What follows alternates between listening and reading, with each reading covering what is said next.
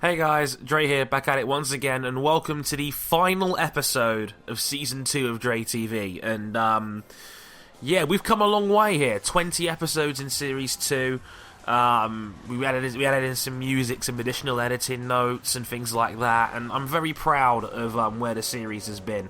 I'd just like to say, before we get going, thank you all for watching Dre TV Series 2. Season 3 starts up on Saturday, where we talk about Formula E and the Miami E-Prix, which is coming up that weekend, and we're going to be watching it live as well on Saturday night, so look forward to that on YouTube Live via Google Hangout, so look forward to that one. But in the meantime, I just want to say thank you to everybody for watching over the course of the series. I've had a lot of fun doing this, and you know, your comments have been amazing, and it's going to get even better for Season 3, I promise you that. There's a lot of cool stuff coming.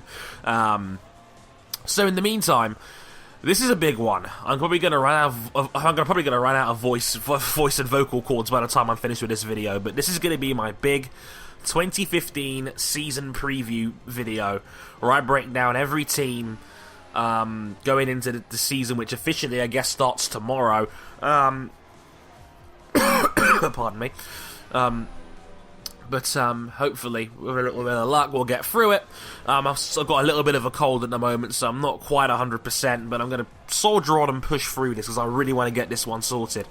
General overview of the season, in my opinion, like, for me, the bottom is obvious, the top is obvious, everything in between I'm not so sure about. And I think that can apply to a lot of people. So I'm going to kind of wing this. I've got like 3 pages of notes in my right hand right now as I'm doing this. So hopefully it'll work out. But yeah, let's get cracking and let's review it team by team. I'm going to go from bottom to top on this one. So I might put some timestamps in the description as well for when I start talking about particular teams, hopefully. Okay. So obviously, let's start off about the returning Mana, the Mana Mauritia team, which dug themselves out of an unbelievable hole to make it to Australia more than anything else.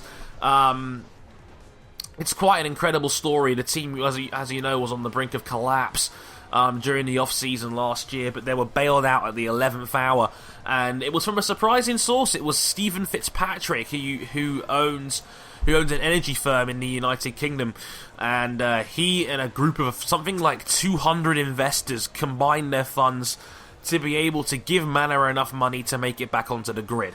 One of the quotes I found here from Stephen goes like this, and I quote, "Having made it through the hard 5 years to get to the point of 9th in the championship, 2 years in the top 10, to reach the first rung of financial stability, and due to receive fund money, to have run out of steam right at the last minute, it seemed like too good a story to let it end there. One of the things that really motivated me was how great a story it could be to figure out a way to help this team cling to survival." I picked up the phone to Jeff Rawley, the administrator, before the last race in Abu Dhabi, and got an understanding of the current situation at the time, and challenges the team were facing, the amount of money involved, the level of debts involved. It seemed fascinating, almost hopeless. It looked like one of those situations that with more time to understand everything, maybe there was a great opportunity, but it was too late. There wasn't any realistic possibility of reviving the team, but obviously Fitzpatrick got together with his bros. Apparently he offered Justin King a 50-50 stake to try and save the team. He declined, but Fitzpatrick, who founded Over Energy back in 2009, invested $30 million of his own money into trying to save the team. He's a big F1 fan. He went to the Singapore Grand Prix last year, and he saw the story of Mauritia and thought that, this team was a team worth saving, which is, a great story in concept, but in reality, I still think it looks very bleak for Mana. I mean, they have their 2 drivers now. They got Will Stevens, who you might remember from Caterham last year, who filled in at the Abu Dhabi Grand Prix alongside Kobayashi, and Roberto Melhi, who you may remember from Caterham's free practice sessions a couple of times last year, who was, showed he had, if faster, if not at least equal pace to Marcus Ericsson, who was driving for them last year. So that's their team. Also, no surprise, Justin King's son is also the development driver, which is hardly surprising, given that I'm sure he's had a hand in putting some money in to try and save the team. Merhi's seat might only be temporary, mind you, and the reason for that is because he's also got a confirmed seat in Formula Renault 3.5 this season, so Merhi could only be in for one race, apparently, before having to go off the Formula Renault 3.5. So keep half an eye on that situation as time goes on. But for me, it feels like, the supreme lack of testing, the adaptation of a car from last year, an in-limbo car, basically. Like, what's the long-term plan here for Manor? How are they going to make money to survive? Yes, they're guaranteed a top 10 spot this year because there's only 10 teams taking part. But at the same time, like, Haas is coming in next year, and Haas is going to spend big money because Gene Haas is a billionaire. So it feels like what's the long-term goal here? Like, survive for a year and then hope for a miracle? I don't understand it. I really, if you're an investor in Manor, you got to be thinking, where am I getting my money back here? Because the constructors' money they got from last year is going back into repaying their debts. It's not going into making the team better. So, the aim, I think, for Manor is just make the 107% limit to be able to race. And even that might be my microphone dropped there. Even that might be a stretch at this point in time. Apparently, according to Graham Loden, who was on the F1 show last week, he said the team was confident of being able to make the 107% limit, because around Australia that works out in about 8 seconds. So if they're 8 seconds behind Mercedes, they're okay. But even so, I mean, if you're 8 seconds a lap or 6 or 7 seconds a lap slower than everybody else, you're going to get lapped 4 or 5 times during the race, and that in itself is ludicrous. I know Sauber and other teams are struggling for money as well, but Manor, on paper, are nowhere near those guys at the moment, and they were never close last year, and they have less money to spend now, so I don't understand how on earth they're ever going to keep up. I think Manor will end up 10th and stone dead last in the Constructors, and whether they can even survive the year, I'll be surprised, because the team was living hand-to-mouth last year since the Belgian Grand Prix halfway through the season. How they survive, I don't even know. It's going to be like Sauber funding themselves off the pay drivers. Speaking of which, let's talk about Sauber now. I have Sauber finishing in 9th on my power rankings list at the moment, and Sauber are, simply put, a mess at the moment. And I know people have been wanting me to talk about Van der Gaard's situation. We know that Nasser and Ericsson are driving for them this year. For now, because Guido van der Gaard sued Sauber on Monday for, not getting the race seat he was apparently promised. And it all goes back to a tweet that Adrian Sutil's girlfriend Jennifer Becks tweeted out about the situation. Because Sutil apparently had a race deal already confirmed for 2015, but they booted Sutil out of the team anyway. Sutil didn't chase it down, but apparently Van der Gaard was signed up as a race driver as well for 2015. So Sauber essentially signed 3 race drivers at the same time, hoping the problem would go away. It didn't. Van der Gaard, quite rightly, sued the team, won his case, and now has to, Sauber have to make accommodations for him to drive the car. Sauber made the argument that Van der Gaard doesn't have a super license anymore and can't drive, even though Sauber themselves cancelled the contract, and have basically made it really difficult for Van der Gaard to make it in. Apparently claimed as well that they can't get a seat fitted in time, which is bullshit, because I remember when Marussia dumped Luis Razia from their seat and brought in some guy you may have known called Jules Bianchi. When they brought him into the team in 2013, they kicked Razia to the curb and had Bianchi's seat fitted in a matter of hours. So I don't believe that for a second. Sauber are definitely trying to make this situation as difficult as possible for Van der Gaard and for the team, and It's a mess. Manisha Keltenborn has effed this up beyond all proportion, because the Swiss arbiters said that Van der Gaard was owed a seat. The FIA said Van der Gaard was owed a seat. Sauber let it get to this stage where Van der Gaard now has to sue them in front of the Australian, Supreme Court of Victoria. And this trial is still ongoing as we speak. Pardon me. This trial is still ongoing, and apparently the judge is running out of patience because Sauber are basically stalling for time here, so they don't have to get Van der Gaard in. And of course, they're racing tomorrow. And on top of that, there's a threat that if they have to boot one of their drivers out, that, you know, obviously they could sue too. Like, if Ericsson's agents and sponsors have apparently put in a lot of cash to keep Sauber afloat, as of the Banco do Brasil, Brazil's national bank, that have employed Felipe Nasr to drive for them. They've got their sponsor slapped on the side of their car this year, for crying out loud.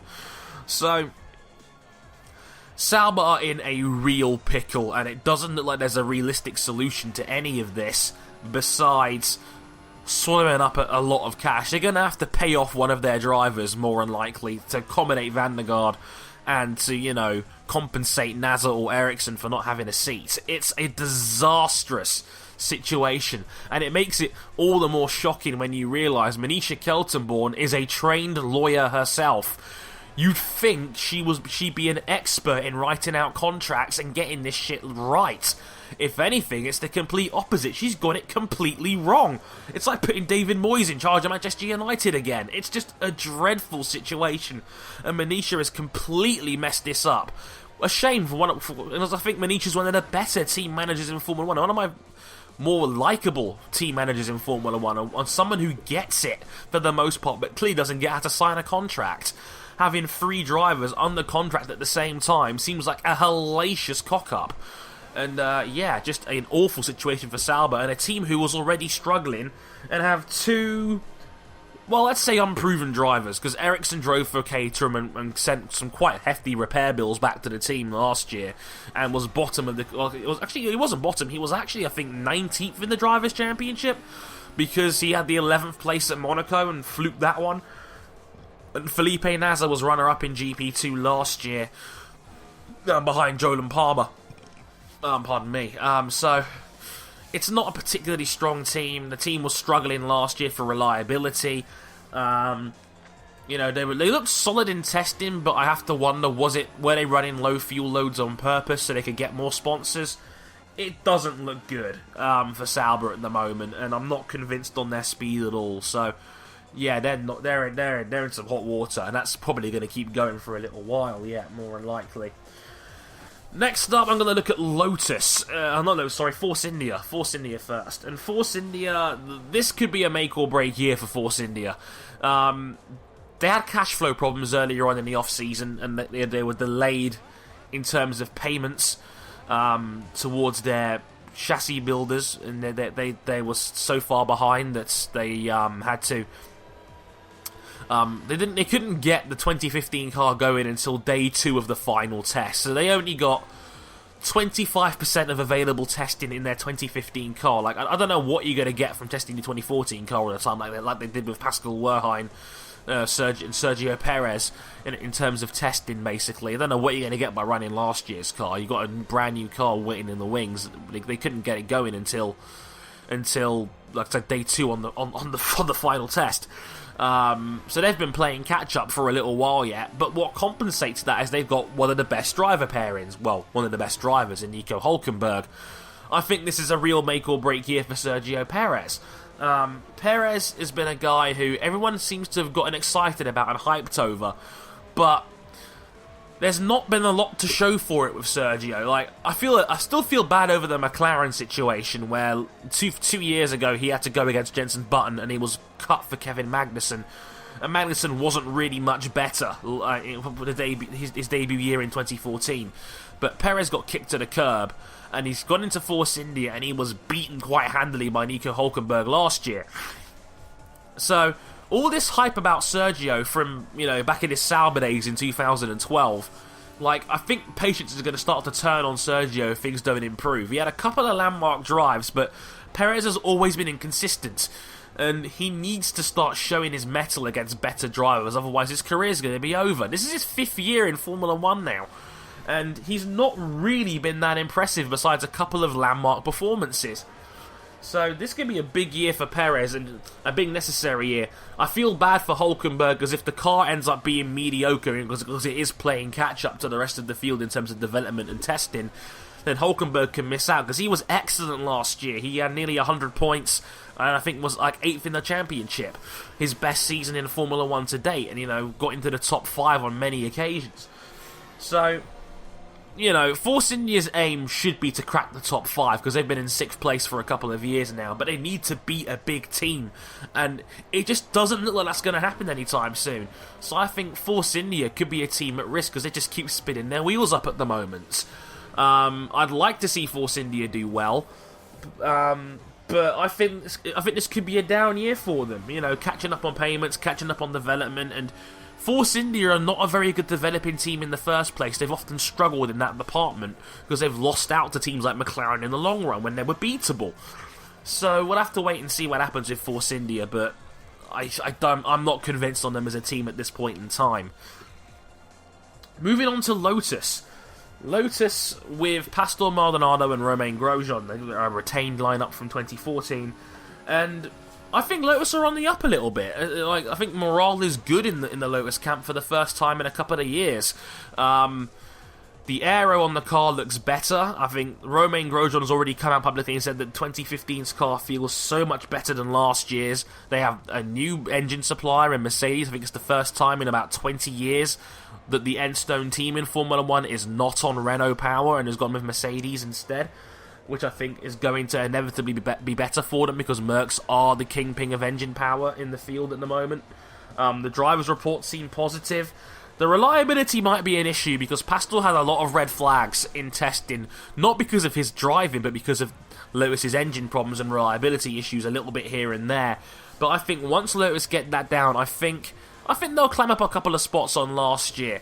Because the driver lineup at Lotus is good. Grosjean is an excellent driver who proved that if you give him a good set of wheels, he can challenge for wins. He had multiple podiums in 2013, a year where he had a lot of pressure on him, despite the fact that he had all those incidents in 2012, including getting suspended for a race.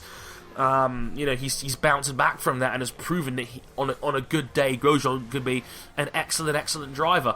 And Pastor, I think, has done a good job of lowering those jokes about him crashing all the time. I think Pastor is a solid driver.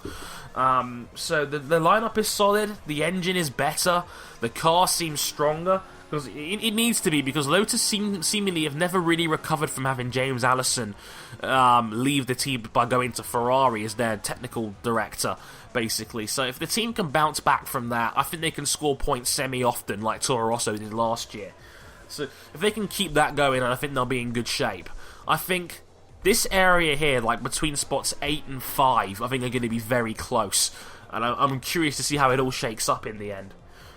Now, one of the big talking points has been McLaren. So let's talk about McLaren, shall we? All change at the McLaren unit. We already spoke a lot about McLaren in previous episodes in the series, of course, talking about their new era. But it's not been the best of times for McLaren so far this year. Testing was an unmitigated disaster for McLaren more than anything else. I think second from the bottom in terms of overall team testing. Constant mechanical issues all the way through testing.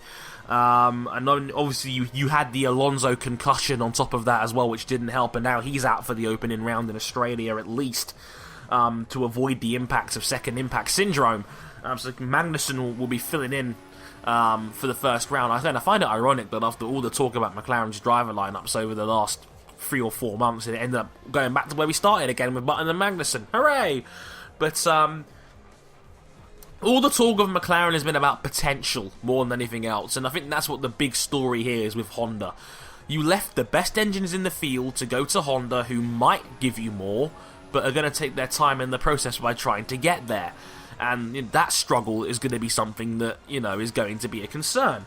So, you talk about all this, and you're stuck in a really brutal situation, really. Because Honda, they're not there yet, I don't think, in terms of development. And, maybe they will once they really get going. It's Honda's first venture back into Formula 1 for a long time, in terms of, a pure engine in a new era. And, I think the potential is there, like Ron Dennis said. I mean, they brought in Peter Perdomo to be their aero guy this year, and, copying off of Red Bull, basically, who, have been the kings of aero design for a little while now. So I agree with Ron. I think the potential is there. The driver lineup is probably the best in Formula 1 with Alonso and Button. It's certainly the oldest. The average age of 34 in the McLaren camp now is the oldest F1 team in the field by 3 years. It's got more experience than anyone else, and I think they'll be able to get the best out of the cars given to them, which is what Button's been doing for like 3 years now at McLaren, and Alonso is, pound for pound, maybe the best driver in the field. So it's a new chapter, and it's a little bit of a rocky one. I think the question with a McLaren is that how long is this rebuild going to take? And will there be a short-term drop-off between being powered by Honda and being powered by Mercedes? And I think they're going to be the biggest team to watch this weekend because of where they'll end up in terms of sheer power. And will they be able to finish because of their reliability concerns once they open the engines up and run them on full tap? That's going to be intriguing. So that's a thing. Okay. Next up, I want to talk about Toro Rosso, and I had Toro Rosso in 5th place, and Franz Tost came out and said that he reckoned that Toro Rosso might crack the top 5 this year because they've got a really good car. I didn't believe him, and I don't think I really care, to be honest, because Toro Rosso is a B team. They're funded by Red Bull. Nobody really cares where Toro Rosso ends up in terms of the constructors team. What's going to be intriguing is what happens to Max Verstappen and Carlos Sainz. They're 2 new rookies. Carlos Sainz being the reigning Formula Renault 3.5 champion, and Max Verstappen being 3rd in the FIA European Formula 3 Championship from last year. So it's an intriguing situation, and obviously a lot of focus is going to be on young Max, who's 17, is going to break every record for, F1's youngest besides world champion more than likely, and Sainz, who, on paper is stronger, but we don't know how he's going to stack up head to head, and obviously things like racecraft come into it as well. So if the drivers are good and the car is good, there's no reason why Toro Rosso can't challenge for the top 5. They've done it before, and if they're feeding off of Red Bull's parts, then they're only going to get better as time goes on. But yeah, obviously being the youngest team in Formula 1 history with an average age of just 18 and a half, it's going to be interesting to see how it all shakes out in the end. And, obviously the focus is going to be on the drivers, and that's going to be an interesting one to watch. Again, the midfield is going to be, I think, is going to be close, and there's a lot of different angles to look at it at. So I'm curious to see how this one all rolls out in the end. Okay. On to the big 4. Let's look at Red Bull. Red Bull just seem to have kind of pulled it along this off-season. Their testing didn't go as well as they would have liked. They had the front wing break in Jerez. They've had a couple of niggling issues here and there.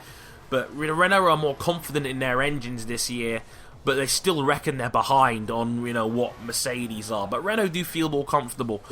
I think what's going to be interesting more than anything else about Red Bull is their driver lineup. Can Daniel Ricciardo replicate his 2014 brilliance? My tentative answer to that is no.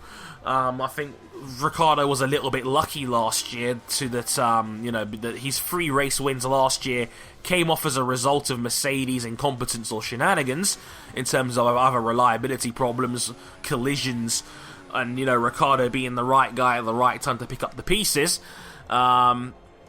Etc. Will he be able to score 200 plus points again this year? I don't know, especially if Red Bull's car is a little bit weaker.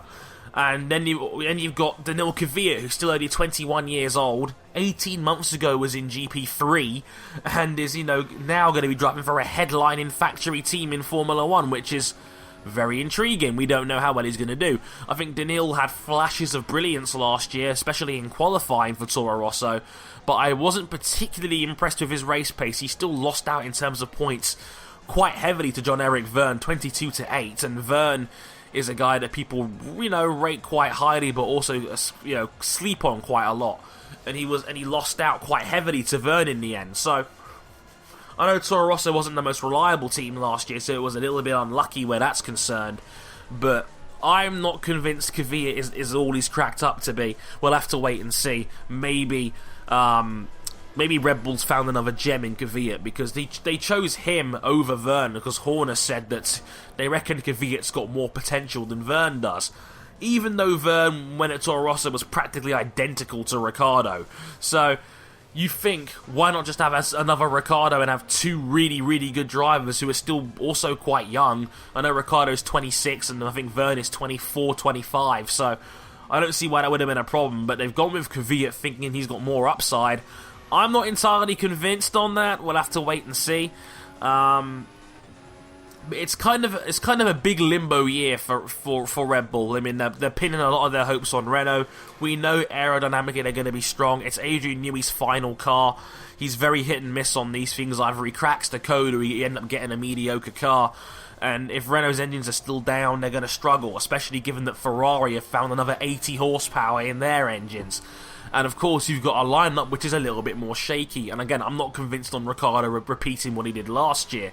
So a lot of confusion where that's concerned in the Red Bull camp. I think there's a little bit of question marks over Red Bull at the moment, and I'm very curious to see how they do and whether they can keep that second place, because they have Williams and Ferrari right on their heels. Speaking of which, let's talk about Ferrari. And again, another team we've mentioned before with this new era talk we were mentioning with them, and a new era at Ferrari as well, with Sebastian Vettel now being the centerpiece, crown jewel of the team, and Kimi Räikkönen alongside. It could be his final year.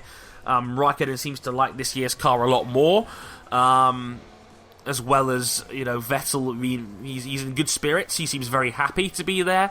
At Ferrari, he seems to be very excited. The reports were all positive. They were excellent in the early going in testing. They showed some great speed. It made their rivals take notice. Williams was talking positively about them. Mercedes was surprised at how fast Ferrari looked. Apparently it caught a lot of people out, and their super soft pace during Catalonia testing was identical to Williams, a team that, arguably was the second best car last year, the best of the rest, so to speak. So if Ferrari are on that kind of level, then, there could be a lot to look out for Ferrari. They seem to be the team with the biggest upside at the moment, more than anything else. Aravabeni, they've totally stripped the team down. Like, they've got Mauricio Aravabeni now as team principal. James Allison's now, I think, been given full creative control of the aerodynamic wing, as opposed to Pat Fry, who many say at Ferrari was basically stealing the living for many years. And the engines are better. Apparently Ferrari's found another 80 horsepower out of their engine, as opposed to last year where their turbo was too small. So there seems to be a lot to like about Ferrari at the moment, and the spirit the morale seems to be very, very high in that Ferrari camp, higher than it's been for a long, long time. Every report is saying how much Vettel has been welcomed into the team with open arms, and how the team really seem to be pulling for him. They seem to be working really hard for him, and that Vettel seems to be giving a lot of feedback and response to the team, and it could be one to watch this year. I never thought Ferrari would be a one to watch team, because Ferrari are always in and about the top, but maybe the long-term goal is in 2 or 3 years' time, Vettel will be a true title contender. But it's a big year for Seb, because, a lot of people still doubt his greatness. Don't ask me why, because, who knew that not winning 4 straight titles wasn't enough these days. But, after, getting beaten by Ricciardo, his less convincing teammate last year, people seem to have the question marks about him again. So if Vettel can have a good year with a new Ferrari team, I think it'll put him back in a positive light with many of the casual fans. And what happened with Kimi Räikkönen? Is it going to be Räikkönen's final year? Can he bounce back from his worst year in Formula 1 last year? He seems to be happier about the car, but can he adapt to the brake-by-wire system? And can he get around that and start showing some speed? We'll have to wait and see. Looking forward to seeing how that one rolls up in the end. Williams. Now, Williams just seem to be plodding along more than anything else. They've not been particularly, show-stopping or whatnot, like it's a Bake-Off episode or something. But they've got on with testing, they've looked reliable all the way through, they've racked up the laps, and their pace has been solid as well. So, not much to talk about in terms of Williams, but, they kept the Mercedes power, they've got new sponsors with BT coming in as well. If Massa's a little bit lucky, I think he could give Bottas a good run for his money. But Bottas is going to be, the big target to watch, because I think Bottas has opened the door to go to other teams. He was 4th in the championship last year. Valtteri had an excellent first year or second year with Williams last year. Was arguably breakout driver of the year. Beat Vettel and Alonso in equal, if not slightly worse cars, but still. Overall, I mean, there's a lot to like about the Williams team right now. Massa really did show his class in the second half of the year to catch up a little bit in terms of points, and he was the closest guy to beating Mercedes last year in Abu Dhabi. So, Williams, I don't think have been particularly eyebrow-raising, but at the same time, I think they've also been very solid. Like last year, they haven't really put a foot wrong, and, you know, I wouldn't say they're a dark horse, but I think they're the favourites to keep their second place and overtake Red Bull, I think. Because I think second, third and fourth could be very interesting. The battle behind Mercedes could be one to watch. I have a note section for Mercedes here, and all it says really is, in big capital red letters, embrace our silver overlords.